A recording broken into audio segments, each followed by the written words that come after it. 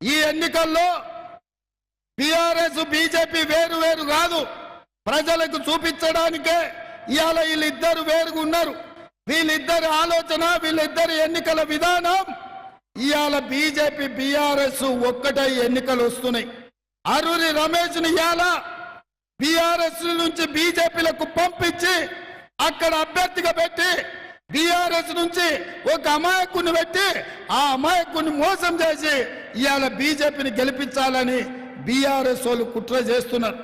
అందుకే ఈ వరంగల్లో ఎవరైనా బీఆర్ఎస్ కు ఒక్క ఓటేసినా అది మురిగిపోతుంది. అందుకే బీఆర్ఎస్ కార్యకర్తలారా, చంద్రశేఖరరావు మీ ఆత్మ గౌరవాన్ని బీజేపీకి తాకట్టు పెట్టాను. అందుకే రేపు రాబోయే ఎన్నికల్లో ఆ తర్వాత కేంద్రంలో ప్రభుత్వంలో ఉంటాయని మాటలు చెప్తుండు. స్పష్టమైపోయింది బీజేపీ బీఆర్ఎస్ పొత్తు. బీజేపీ ఎన్నికల ముందు చంద్రబాబు నాయుడుతో పొత్తు పెట్టుకుంది, ఎన్నికల తర్వాత చంద్రశేఖరరావుతో పొత్తు పెట్టుకోబోతున్నాడు. 100% కాంగ్రెస్ పార్టీ గోబెల్స్ ప్రచారం చేసింది బీజేపీ బీఆర్ఎస్ ఒకటే అని. కానీ వాస్తవం ఏంటంటే ముస్లింల ఓట్లను మళ్లించుకోవడం కోసం, మైనారిటీ ఓట్లను మళ్లించుకోవడం కోసమే కాంగ్రెస్ ఆ ప్రయత్నం చేసింది. అసెంబ్లీలో కొంతమేరకు సక్సెస్ అయింది. కానీ అసలు ముచ్చట ఏంటంటే రేపు రేవంత్ రెడ్డి వస్తాడు ఈ పార్లమెంట్ ఎన్నికల తర్వాత, మా పార్టీలో చేరుతాడు అని చెప్పి స్పష్టంగా నిజామాబాద్ ఎంపీ ధర్మపురి అరవింద్ గారు నిన్ననే వాళ్ళ కార్యకర్తల సమావేశంలో నిజామాబాద్ లో చెప్పిన మాట. ఈ రెండు ఎందుకు చెప్తున్నా మీకంటే మనము సీరియస్ గా అర్థం చేసుకోవాల్సిన మాట. ఒకసారి మళ్ళీ ఆ స్లైడ్ పోండమ్మా, ఆ ఓట్ల స్లైడ్ పో. ఏం కుట్ర జరుగుతుంది మల్కాజ్గిరిలో అంటే వాళ్ళకి తెలుసు 3,55,000 ఓట్ల మెజారిటీ మనకున్నది అని వాళ్ళకి తెలుసు. అందుకే ఏం చేస్తారు, ఖచ్చితంగా వాళ్ళు ఇవాళ కాంగ్రెస్ పార్టీ ఓటును, ఉదాహరణకి ఇప్పుడు మీరు మేడ్చల్ చూస్తే అక్కడ కాంగ్రెస్ పార్టీకి 1,00,000 ఓట్లు వచ్చినాయి, మల్కాజ్గిరిలో 75,000 ఓట్లు వచ్చినాయి, అదేవిధంగా కుత్బుల్లాపూర్లో 1,00,000 ఓట్లు, కుకట్పల్లిలో 65, కంటోన్మెంట్లో 20, ఎల్బీ నగర్లో 83, ఉప్పల్లో ఒక 83,000 ఓట్లు. ఇప్పుడు వాళ్ళ ప్రయత్నం వల్ల ఏముంటదంటే ఈ కాంగ్రెస్ ఓటునే బీజేపీకి మలపాలి, ఈ కాంగ్రెస్ లోని కొంత ఓటు ఏదైతే వాళ్ళకు వచ్చిందో దాన్ని వాళ్ళ బీజేపీకి మలిపి మనని ఓడగొట్టే ప్రయత్నం బలంగా చేస్తారు.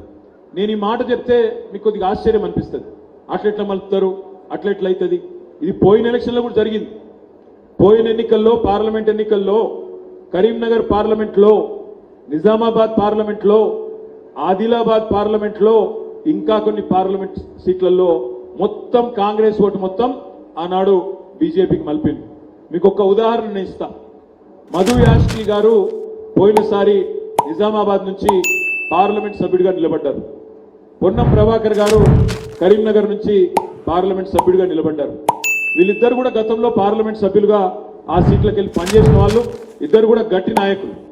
కానీ మొన్న పోయినసారి జరిగిన పార్లమెంట్ ఎన్నికల్లో ఇద్దరి కూడా డిపాజిట్లు జప్తయినాయి, ఇద్దరి డిపాజిట్లు గల్లంతైనాయి. ఏం జరిగింది అని మేము తర్వాత అంచనా వేసి మొత్తం లెక్కలు తీస్తే చాలా స్పష్టంగా జగిత్యాల అనే ఒక అసెంబ్లీ సీట్ ఉంటుంది. అసెంబ్లీలో ఆ అసెంబ్లీ ఎన్నికల కాడికేమో కాంగ్రెస్ అభ్యర్థికి 60-65,000 ఓట్లు వచ్చినాయి. కానీ పార్లమెంట్ కాడికి వచ్చే వరకు అవే 60-65,000 ఓట్లు మొత్తంగా మరి బీజేపీ పార్టీకి అక్కడ పోటీ చేసిన ధర్మపురి అరవింద్ గారికి మొత్తం పరస్పర అవగాహనలో భాగంగా ట్రాన్స్ఫర్ చేయడం జరిగింది.